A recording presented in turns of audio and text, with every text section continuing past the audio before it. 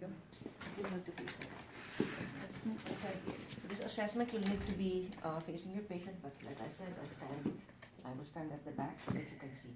Now, the first will be to assess the size and shape of the ears. So we look at the ears. Okay, same plane.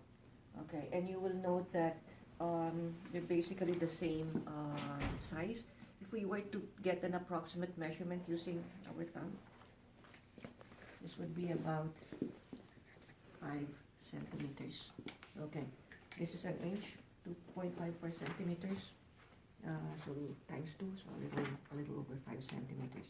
And then we use our thumb blade to assess for the position. So from the pinna, okay, to the outer canthus of the eye. All right.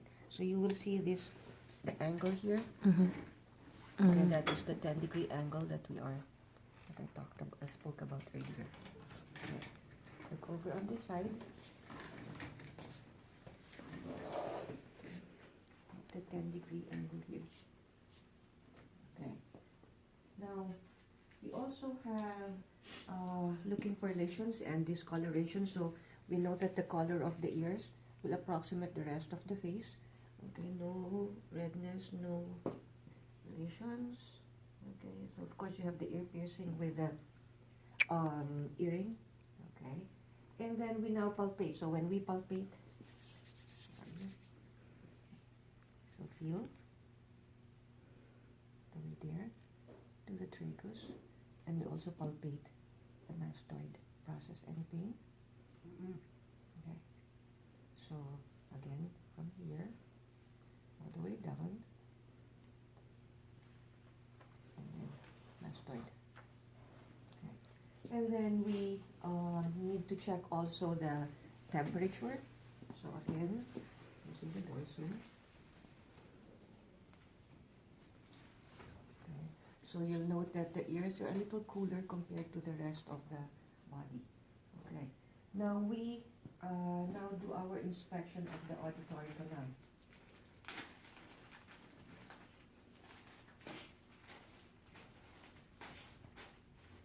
Okay. So make sure that it's tightly fitted. So can you mind tilting your head a little to the right? Okay. So just turn on. There's going to be that light. Pull the ear. How? Up and backward. Up and back. Okay. So when we look into the ear canal, okay, very fine here. It's super clean. No cerumen at all. I think you know that cerumen is supposed to be good, right? In a way.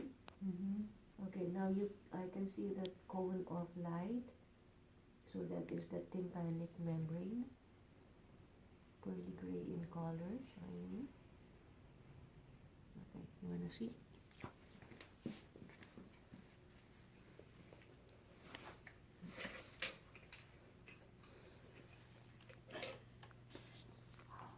Yes, it's so cool. You wanna see?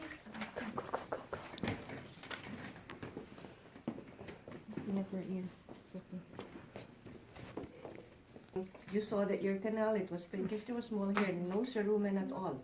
That cone of light, like we said, is that we'll show you this later on when you do your assessment of your patient. So there was that cone of light, that was the reflection of the otoscope light onto the tympanic membrane. If you notice, the rest of the tympanic membrane was pearly gray in color. And then you need to ask your patient, okay, do you mind swallowing? Okay, so you will see that very quick flicker, that bob of the tympanic membrane, which is, like I said, a result of the unequal pressure when the patient swallows. Now let's check the other ear. Okay, now tilt the head. Okay, same here, no cerumen at all.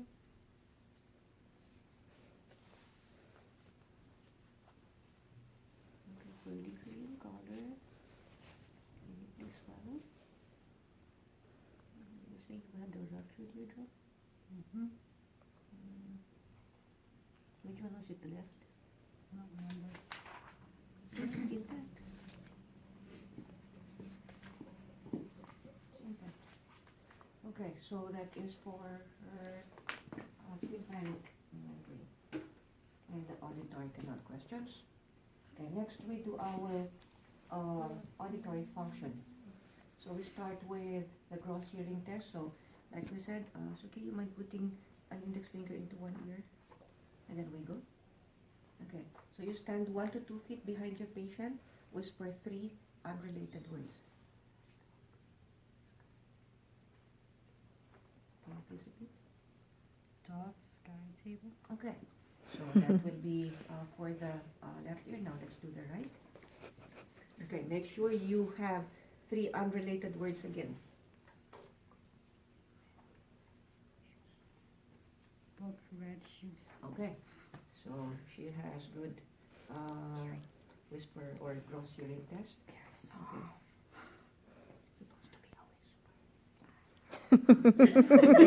It's not a whisper. Okay. Like I always remind students, you do not need to have very long words. Okay, when they start doing this test, they go. Can think of even 3 words. Okay, it does not have to be very long. This is not the time to. So, all right. So just 3 simple words, different sets for the right and left ears.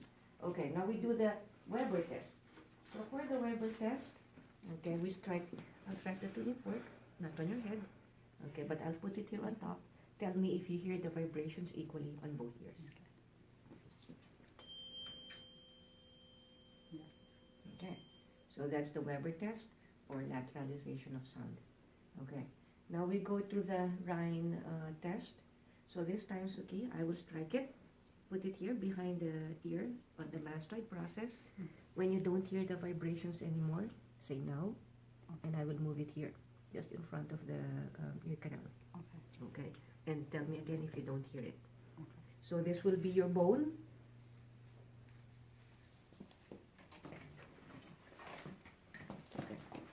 And the mastoid process, that's the bone conduction, ear conduction. So we'll time it. Okay. Ready?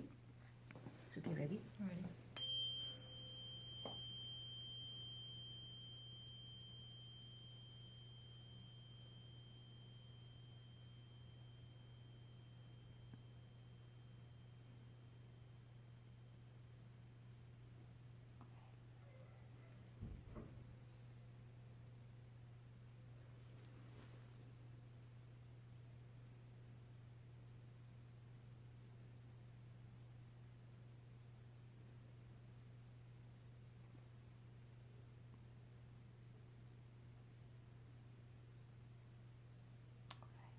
Okay, so here was 12 seconds.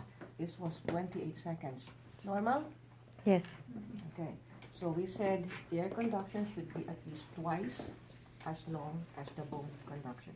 So we repeat it on the other ear. Same thing, okay? Tell me now when you don't hear it. And I will move it to the front of the ear and then until you don't hear the vibrations anymore. Ready? Mm-hmm.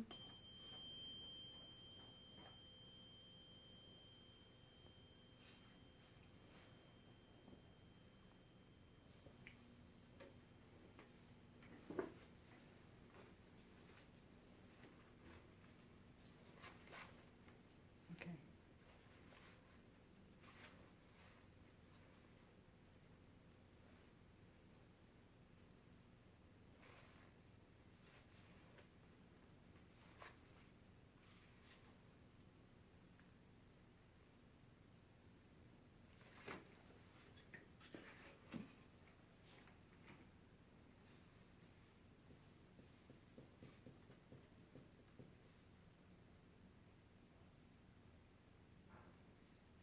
Okay. 12 and 38 seconds. Wow. Okay, so it does not have to, the right does not have to be the same as the reading or your documentation of the right should not necessarily be the same as that one on the left.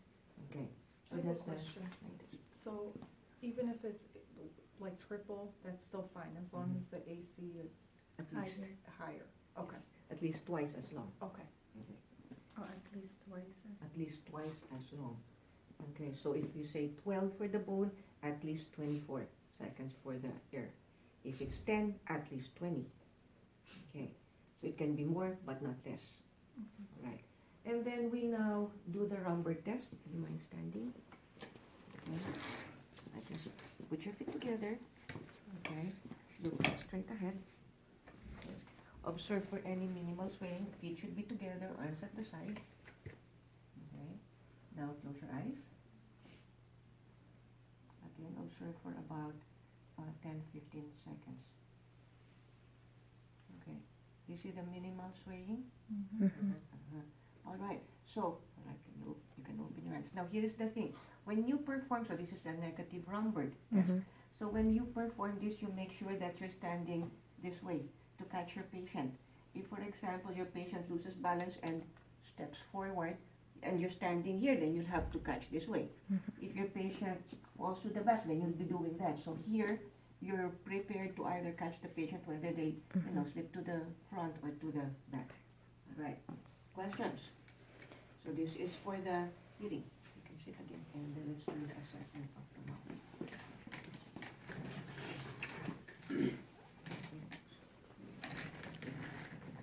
So now we assess the mouth.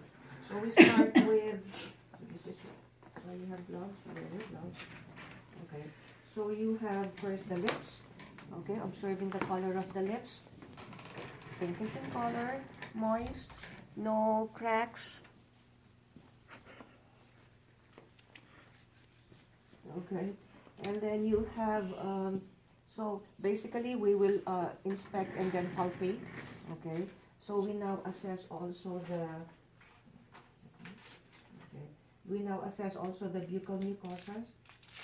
So here you need to look at these are the buccal mucosa, pinkish, here, the inner lining of the lips,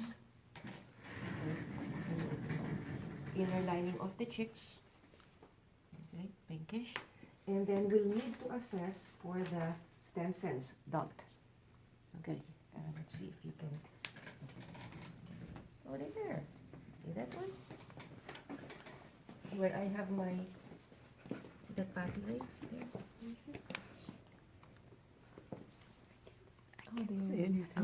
Sorry. See it? Oh, that one. You Okay. see it? I can't see from over here. Yeah, let's go back. Okay. Okay, go. Okay. This one here. Oh, yeah. Okay. Really good. Here. I see it. That little dimple. Yeah. Oh. It's like a small